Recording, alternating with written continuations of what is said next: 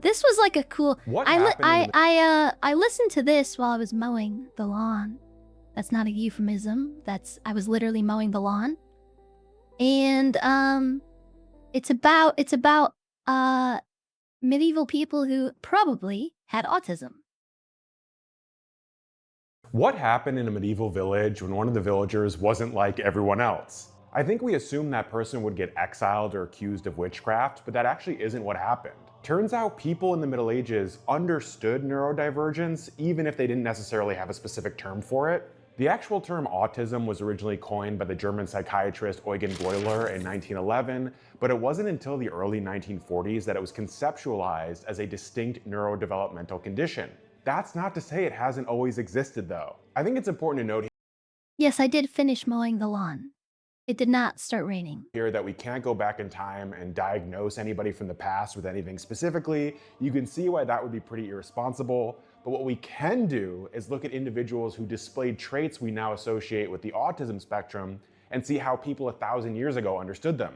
A lot of that understanding happened in a religious context, but this was medieval Europe, so literally everything happened in a religious context. Let's meet Brother Juniper. We have no idea when he was born, but he died in 1258, and he's known for being one of the OG companions of maybe the most famous figure of the whole Middle Ages, Saint Francis of Assisi. Because he was tight with Francis, we actually have a ton of details about his life, most of which were recorded in the early Franciscan text, The Little Flowers of Saint Francis. When St. Francis of Assisi was like one of the most famous guys.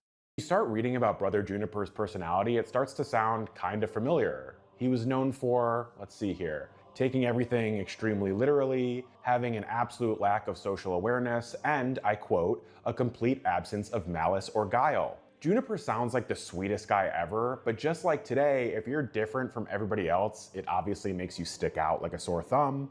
Thankfully, he was friends with one of the holiest men who ever lived, and St. Francis protected him kind of like an older brother. Francis actually famously said about Juniper, I expect medieval autists were considered possessed or touched by God, depending on the ratio of how it affected them positively, negatively. Kind of. My church is named after St. Francis. Couldn't St. Francis communicate with animals? I think he would preach to them. Is that St. Francis? I forget who that was. There is a story of a saint who was a missionary, and he would as he was going, as he was traveling, he would stop to preach to birds and trees. He would stop, see the birds and preach to them. would to God, my brethren, that I had a whole forest of such junipers. Do you get the play on words there? Like his name is Juniper, but also juniper trees, forest. We'll go back so you can get the context of the quote. Lived, and St. Francis protected him kind of like an older brother. Francis actually famously said about Juniper, would to God, my brethren, that I had a whole forest of such junipers. Do you get the play on words there? Like his name is Juniper, but also juniper trees, forest. Pretty clever. Anyway, you've probably heard of the monastic vow of poverty, and not every monastic order takes this vow, but the Franciscans do. This caused some problems for Juniper. That's because he took the vow so literally that he would give away his clothes to anybody that asked him, to the point that he actually had to be ordered by his superior to stop walking around naked. Even then, there was a time where a beggar asked him for help, and Juniper replied, "My superior has forbidden me from giving you my tunic, but if you tear it off my back, I won't stop you." There are tons of stories like this, including one that involves pig's feet and another where Juniper decided one day that he wasn't going to speak for 6 months, and then he didn't. He did not say a word for 6 months. Overall, he was beloved by his brothers, even though he was so different from them, and he is sometimes referred to as the renowned jester of the Lord. Ugh, that doesn't sound so good. That actually sounds kind of insulting. The weird thing is that it wasn't at all. It's kind of this strange example of how definitions change over time. Brother Juniper was what was known in the Middle Ages as a fool for Christ. Let's zero in on this because the whole concept might be one of the earliest examples of autism spectrum traits that we can find in medieval history. Now, in the modern sense, fool has a pretty negative connotation, like I pity the fool, that sort of thing. No, I don't hate Balboa, but I pity the fool, and I will destroy any man who tries to take what I got. But foolishness for Christ in the Middle Ages was different. The idea originally stems from the New Testament, where foolishness is this total rejection of worldly cares and this obsessive desire to imitate Christ. In 1 Corinthians 4:10, St. Paul writes, "We are fools for Christ's sake, but you are wise in Christ. We are weak, but you are strong. You are honorable, but we are despised." So the basic idea is, hey, there's this guy in the village who walks around with no shoes and prays to himself constantly. We might typically think of that behavior as foolish, but he's actually a fool for Christ. So this isn't strange behavior, it's holy behavior. Even then, I don't want to paint an overly rosy picture that holy men who exhibited potentially neurodivergent traits were all venerated or something, because that certainly was not always the case. Let's meet Um, Nicholas the Pilgrim, also known as Saint Nicholas of Trani, who was born in Greece in the early 11th century. It was apparent to pretty much everyone that Nicholas was different from birth, and at age 8, he suddenly started repeating the Greek phrase Kyrie eleison over and over again, which means Lord have mercy. He was doing this all day, every day, and it wasn't like a thing where he was whispering to himself. It was basically something that he was shouting constantly. Nowadays, we know this is a manifestation of what's called. they still say, it's actually interesting. It's not always said in like the Novus Ordo, but we do use the translation. Um, so Kyrie eleison means, Lord have mercy. Kyrie means Lord. Eleison means like have mercy. Uh, so, it means Lord have mercy. And then uh, we would say Christe eleison, which Christe is one of the forms of Christos, which is Greek for the anointed one, right? The anointed. That's what Christ means. It means christened. Uh, it means, um, what's the Hebrew one? What's the Hebrew variant? Um, Messiah. Messiah means, um, like anointed also. And then you'd follow it with, another Kyrie eleison. And I think in the East, they don't say Christe eleison. They just say Kyrie eleison 3 times. But in the Novus Ordo, often it's said in English. So, Lord have mercy, Christ have mercy, Lord have mercy. So that's where that comes from. And it's still done now. And it was said, um, well, it's a really old part of the Mass because it is said in Greek, which means it comes from a very early, like, missal rubric. Um, probably before they actually wrote down how to say the Mass. A kind of interesting little history lesson from Kaeru. Echolalia, or the repetition of words or phrases, and Nicholas was clearly using it as a vocal stim. His daily routine was super rigid too, and he never deviated from it. He would walk around carrying a heavy wooden cross, shouting his prayer. It was this intense, kind of all consuming hyperfixation that became his whole life. One of the most defining characteristics of autism is an intense resistance to having a comforting routine disrupted, even in the face of immense distress or danger. People in Nicholas's life tried everything to get him to stop chanting. His mom beat him, local bishops found him so annoying that they cast him out of the monastery. When he entered the city of Taranto, the local bishop was so pissed off by the noise he was making that he ordered a crowd to rough Nicholas up. There's no happy ending here, unfortunately, and Nicholas died at 19, most likely from a combination of exhaustion and exposure to the elements due to his homelessness. The world can be a very cruel and nasty place, and I guess the only consolation is that just 4 years after his death, the church recognized that his hyperfixation was actually a rejection of worldly logic and a singular devotion to Christ. Nicholas was canonized by Pope Urban II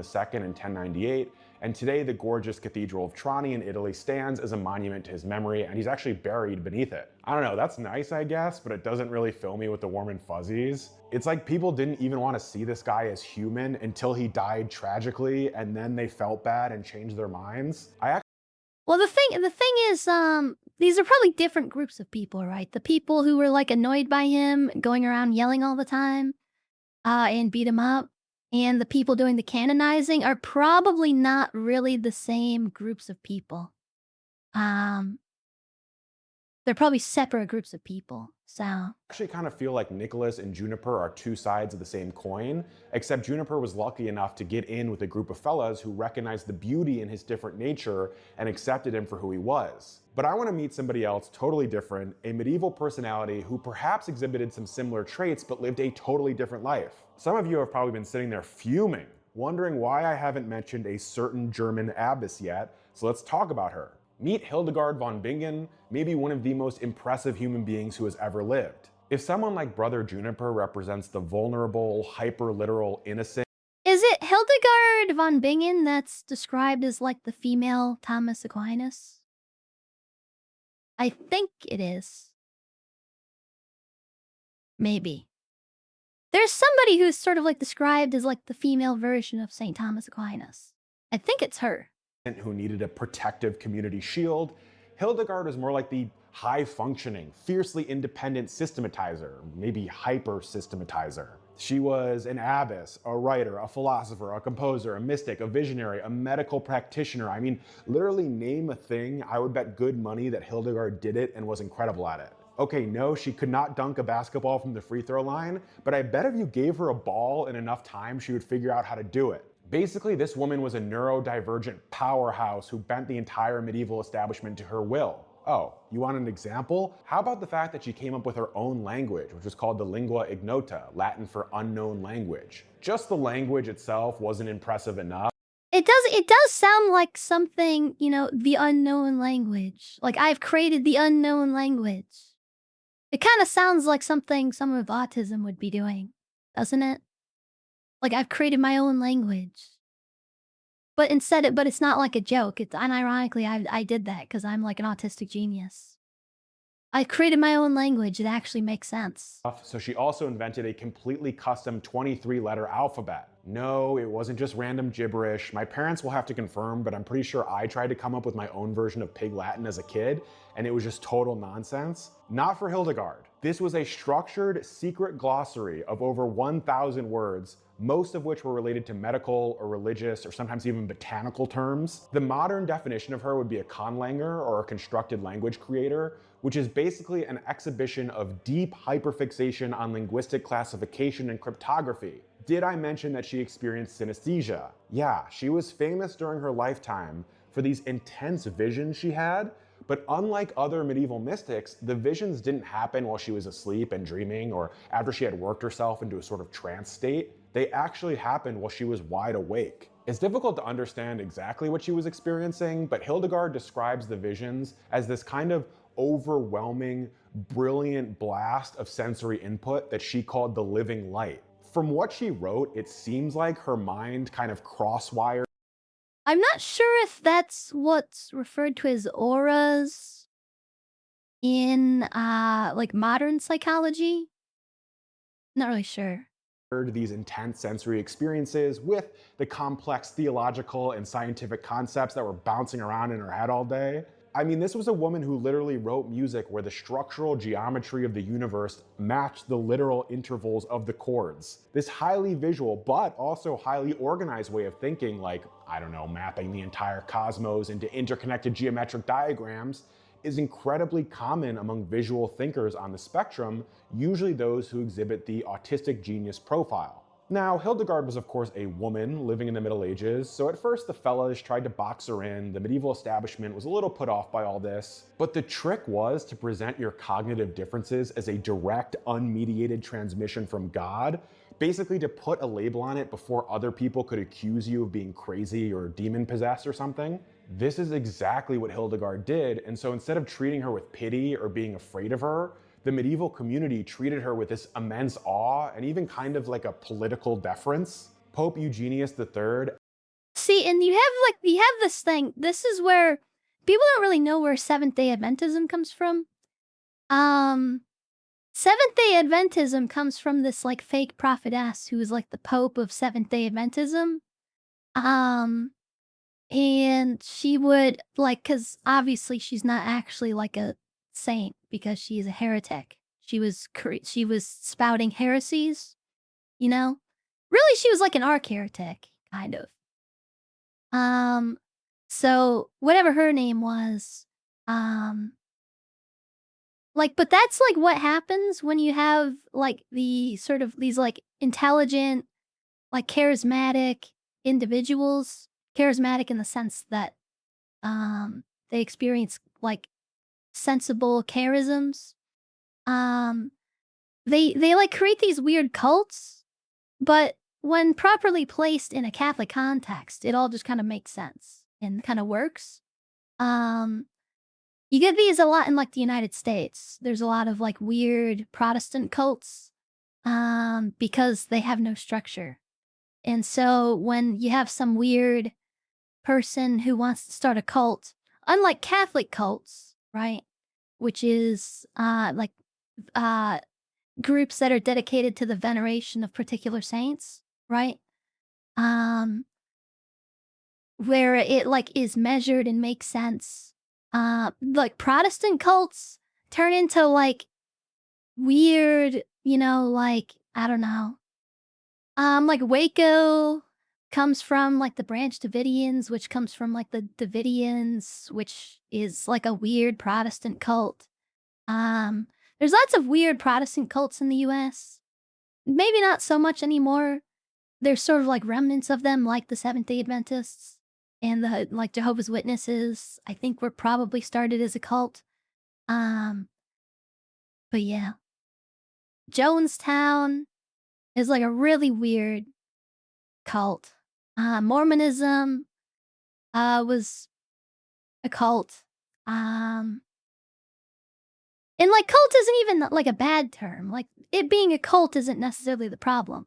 The problem is it being, like, a weird cult where, like, you have, like, this girl boss spouting heresies and, like, an army of simps that are kind of obsessed with her or whatever, or, John Mormon, the founder of Mormonism, John Mormon.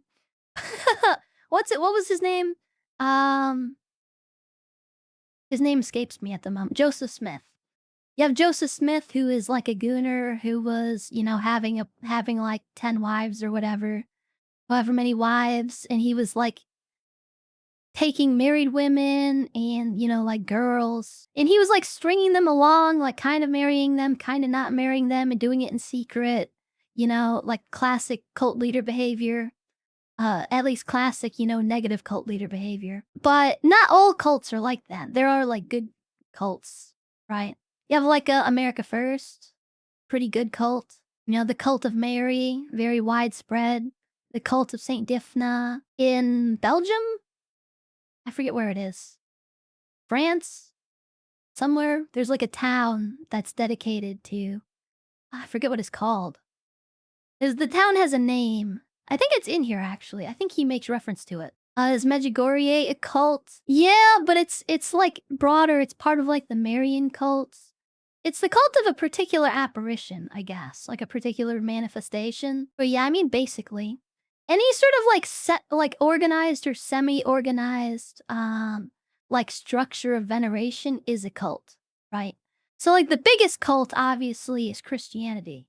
The veneration and adoration of the God-man, Jesus Christ, right? Like, Christianity is by definition a cult. It's the veneration of the God-man. And so that's, like, really all a cult is like a veneration of a person, right? So there's, like, secular cults, there's, like, Einstein, there's sort of like a cult of Einstein, this, like, venerating him as, like, a genius or whatever. Um, there's, like, Hitler, there's, like, the cult of Hitler, people venerating, like, on a semi-religious level, or, like, on a religious level, like Hitler as, like a figure of esoteric importance. There's, like, a literal, like, veneration of Hitler as, like an Aryan avatar or something. So the word cult is actually and it just means, it means something it comes from Latin, like, cultus, which is, like, organized worship, I think it means, something like that. But yeah. Actually read her writings out loud to a synod of bishops and gave her official papal approval for everything she was getting up to. For those not well versed in medieval Catholicism, once you got papal approval, you were untouchable. Hildegard had arrived, baby, and she had more than a few things she wanted to get done. So she founded not one, but two independent convents. She went on a massive public preaching tour across Germany. She wrote letters to emperors, most famously to Frederick Barbarossa, and also to popes, and in the letters she would scold them for their bad behavior. So I guess if we take a step back, what we're seeing here is that the medieval approach to neurodivergent traits wasn't really a one-size-fits-all model. It kind of depended on the individual. If you were more of a natural fool, you might get treated with lighthearted indulgence, or you might get beat up. If your unique brain structure manifested as a systematic, hyper-productive genius, medieval society wouldn't just accommodate you, you would be elevated to the absolute highest tiers of spiritual and intellectual authority. Maybe you've also heard of Bernard of Clairvaux, more commonly known as Saint Bernard. I'm so deep off in medieval history at this point that I sometimes can't tell if certain people are just household names to me or if everyone knows them, but anyway, Saint Bernard. Basically, through pure force of personality, he rose from leadership of a small French monastery to the Catholic conscience of medieval Europe in the 12th century. He was this larger-than-life figure who, just like Hildegard, became an advisor to popes and kings and one of the most significant religious figures of the entire Middle Ages. He also preached and supported the disastrous. Does it sound so cozy, like being like an autist in the Middle Ages and you're like, high IQ, but like kind of weird? You're like kind of weird, but you're high IQ and you're like a theologian or something and you're just like hanging out in the city, doing your like writing and, being in the monastery, you know, like saying the liturgy of the hours or whatever. You're like writing letters to the Pope, sort of autistically, giving advice. And, you're at dinner and everyone's being like weird and you're in drinking beer all the time and you're just sitting there like, straight faced. Like it sounds comfy. I don't know. Second Crusade, but it says something about how elevated his status was that even a catastrophe like that didn't really put a dent in his public sway. Bernard also displayed behaviors that we would today label as profound sensory detachment and monomaniacal hyperfixation, and also, just like Hildegard, he turned these into his superpowers. There was the so-called Lake Geneva incident, where Bernard spent an entire day riding a horse along the shores of Lake Geneva with a group of companions. I've never been to Lake Geneva, but if you look at pictures, it is massive, it's stunning, and most importantly, it seems pretty impossible to miss. That evening, when his traveling companions started discussing the beauty of the lake that they had spent the whole day riding next to, Bernard looked at them in total confusion and asked, "What lake?" A chronicler also once noted that he lived in a monastic cell for over a year and couldn't remember if the ceiling was vaulted or flat or whether the room even had windows. He basically didn't process physical environments if they didn't align with his internal focus. Bernard This is something like monastics. They still do this.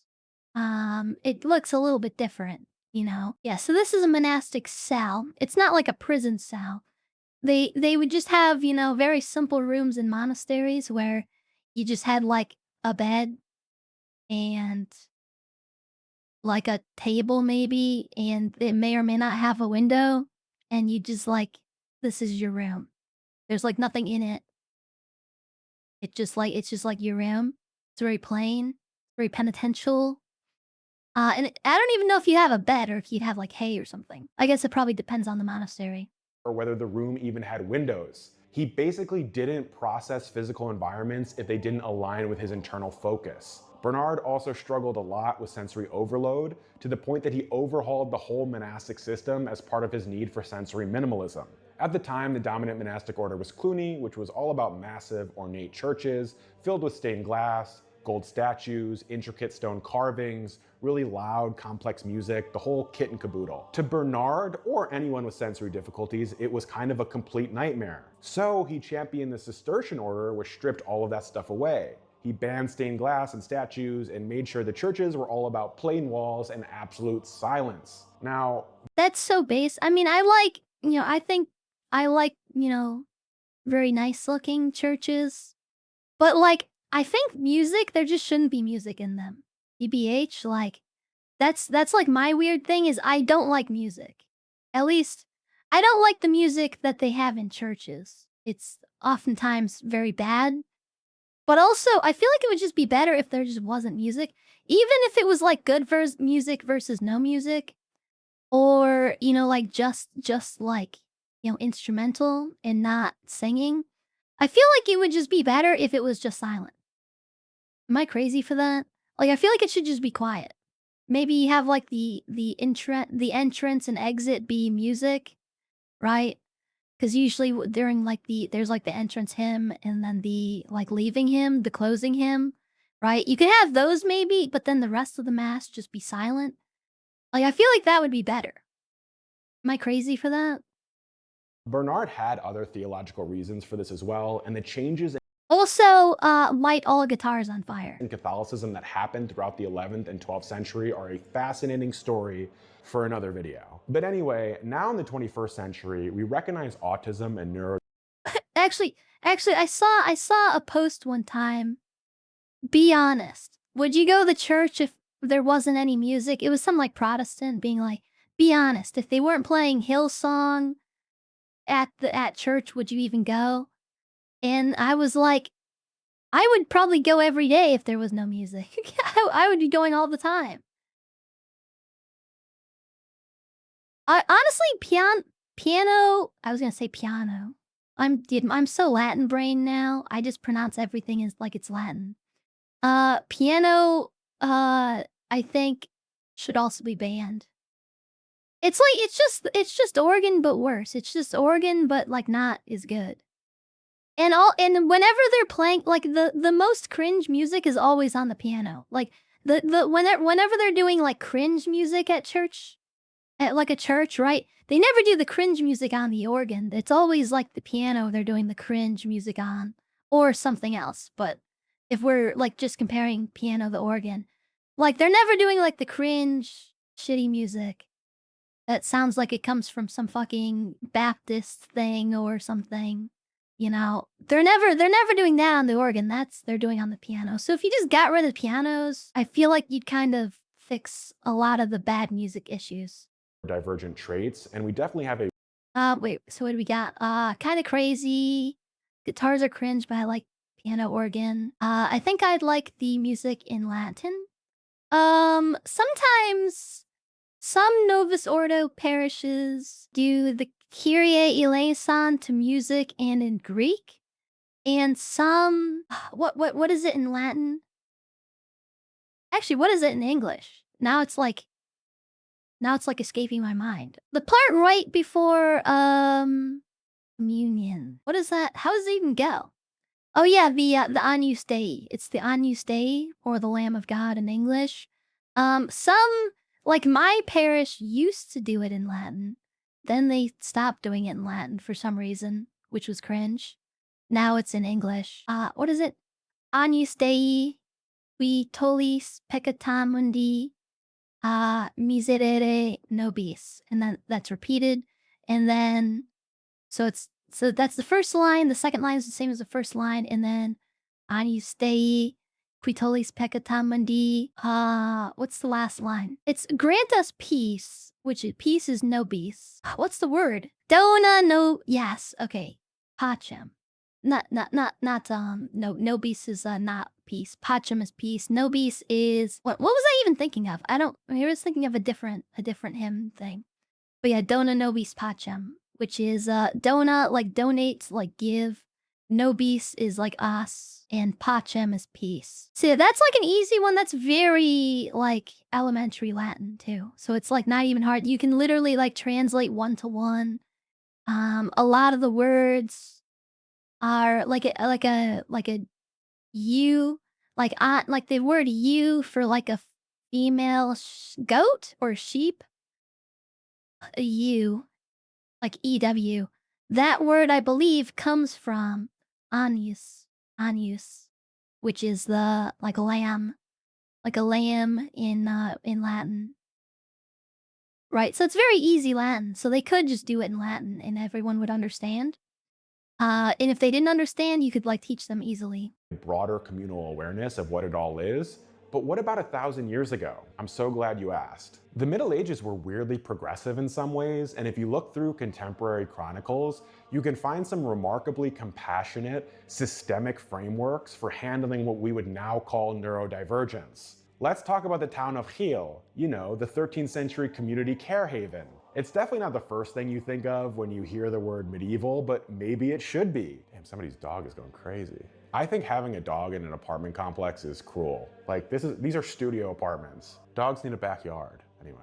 Geel was a town in modern day Belgium, and it was basically the gold standard for community based care in the 1200s. According to local history, and my Catholics out there are probably already familiar with this, an Irish princess named Dymphna was murdered there by her crazy dad, and her burial site became associated with miraculous healing of madness. The story of Saint Dymphna is she was a princess in Ireland, and her father, I think her mother died, and then her father became, like, obsessed with her and wanted to marry her, but she was a Catholic, so like, she was a Catholic, and I think he was a pagan, so she was like, I'm not marrying my dad, that's weird and a sin and invalid."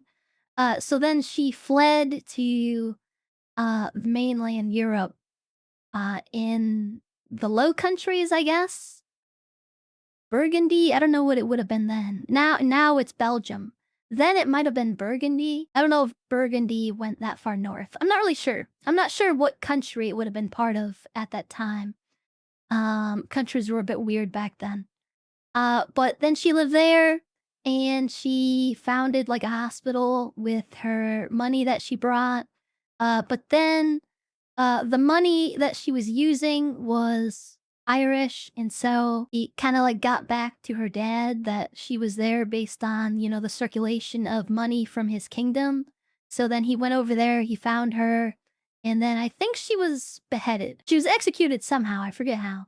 I think it was a beheading. And now she's, like, the patron saint of, like, mental illness, because of the miracles that happen in the town. And pretty much any other cognitive conditions. Nowadays, Saint Dymphna is the patron saint of everything related to mental health, and I think we need her intercession now more than ever. Anyway, this holy history turned Geel into a pilgrimage site, and pilgrims from all over Europe flooded to this tiny village that was pretty soon completely overwhelmed. In response, the local church, aptly named St. Dymphna's Church, had to build a room to house all of these people, but even that filled up super quickly and there were still more people coming. But the good folks of Geel, instead of just turning away all the surplus pilgrims, actually absorbed them into their homes. Wow, I mean, these folks were the Geel deal. This was true Christianity on display. Over the course of a few years, there was a border system that developed, and local farming families took these pilgrims in as boarders or foster family members. Now, keep in mind the kind of people that would be making a pilgrimage to St. Dymphna's Church. These were people who were suffering from some kind of mental or emotional condition, whether it was autism or something else. The families who took them in allowed them to live and eat and work alongside the members of the household. Some written accounts record that if a boarder started shouting unprovoked, like a Nicholas of Trani situation, or exhibited repetitive behaviors or self-isolated, the community's explicit policy was to ignore the strange behavior whenever possible and give as much leeway as they could for what they called impairments. This system passed down through generations of Geel citizens, and it was so successful that it actually survived the Middle Ages entirely intact. It transitioned into a modernized version with psychiatric backing in the 19th century and remains an active, internationally praised model of care today. Maybe there's a lesson we can learn from the citizens of Geel about compassion and open-mindedness. But let's put the finishing touches in this medieval masterpiece. As always, we've got to challenge our chronological snobbery. No, people in the Middle Ages didn't have terms like autism or echolalia. But just look at the village of Geel that did a better job of organically absorbing and protecting their neurodivergent neighbors than most modern industrial societies. Also, before modern capitalism, a person's value wasn't entirely tethered to their efficiency at their 9-to-5 job or whatever corporate social script they're supposed to be following. Medieval society accommodated the brain to fit the environment instead of forcing the brain to bend to the machine. Also, the spectrum existed then just like it exists now. Neurodiversity. We're just gonna ignore the spurging whenever possible. Basically, it's kind of the idea. This guy's channel is really interesting and refreshing. He does seem very interesting. I think I've heard of him before, but I don't think I've seen any of his other videos. Divergence in the Middle Ages isn't just one thing we can point to and say, see, you have the vulnerable ones like Brother Juniper, the hyper-focused forces of personality like Bernard of Clairvaux, and then the incredible genius visionary polymaths like Hildegard, because there are tons of others that have been lost to time. Basically what I want to say is that neurology is ancient, our brains are basically the same as they were then, and only our cultural coping mechanisms have changed. There's something to be said for radical acceptance and structural protection. But what do you think? Did the Middle Ages have better cultural I like this painting. It's called, I forget what it's called, the Abbey of the something Abbey, the Abbey of something. I can see it has a name, like a Abbey of like a specific place. It's kind of like a neat. This is like a weird rendering of the painting, but it's like a neat painting. acceptance and structural protection? But what do you think? Did the Middle Ages have better cultural coping mechanisms for neurodivergence than we do? Or are we still more advanced than our ancestors? Let me know in the comments. As always, I'm John, this has been Medieval Mindset, and remember, the past isn't gone, it's simply waiting to be rediscovered.